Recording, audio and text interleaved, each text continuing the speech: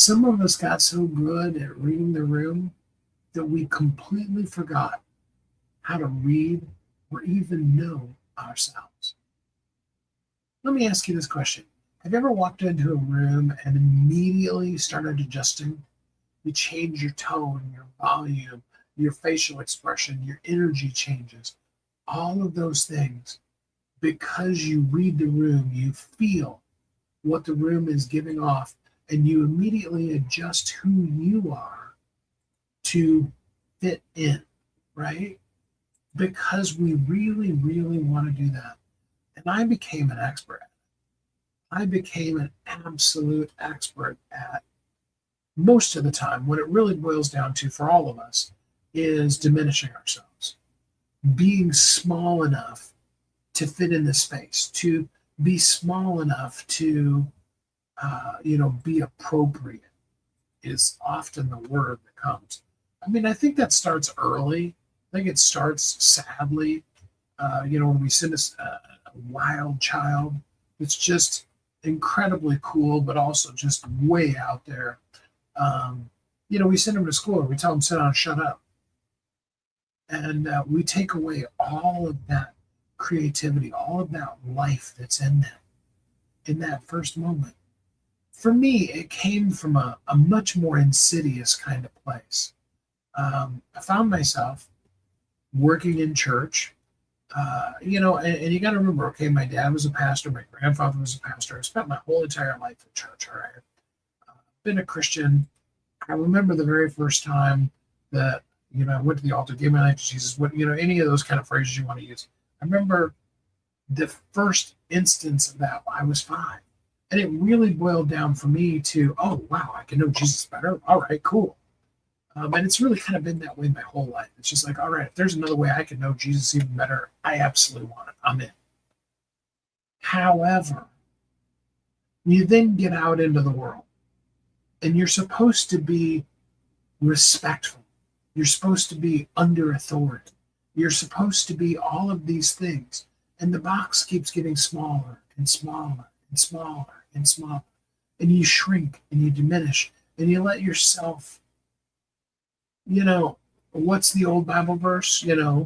Put your light on a candlestick rather than under a bushel. And yet, really, the whole world in many ways is designed to cover your light, to at least put a lampshade on. A lot of times it's more like throwing a blanket over top of it so no light can escape. And most definitely in church, because, I wanted to be decent and in order.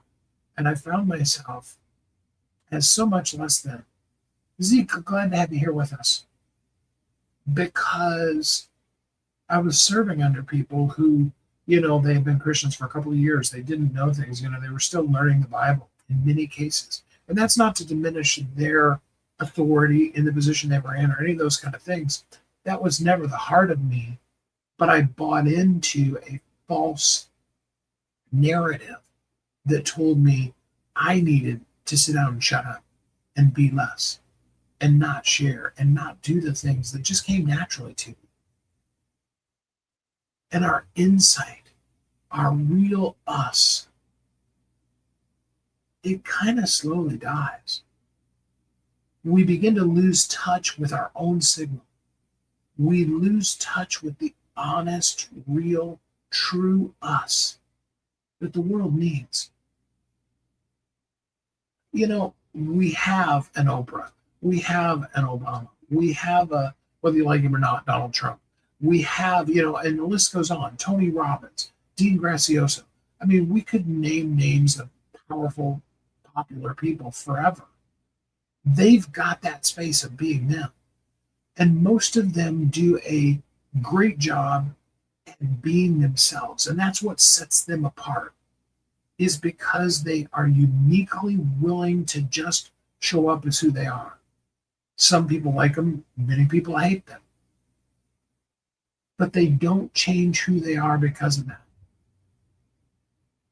But we end up often, I know I have many times, disconnecting because we're adjusting the tone of ourselves to the room, to the people, to our surroundings versus living up to all of who we are and all we can be in every moment.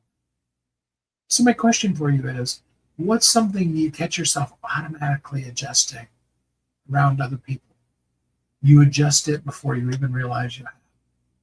I'd love to hear from you. I hope that your week is kicking off. It's Memorial Weekend, so maybe you're spending some time with family, doing some cool things in the world.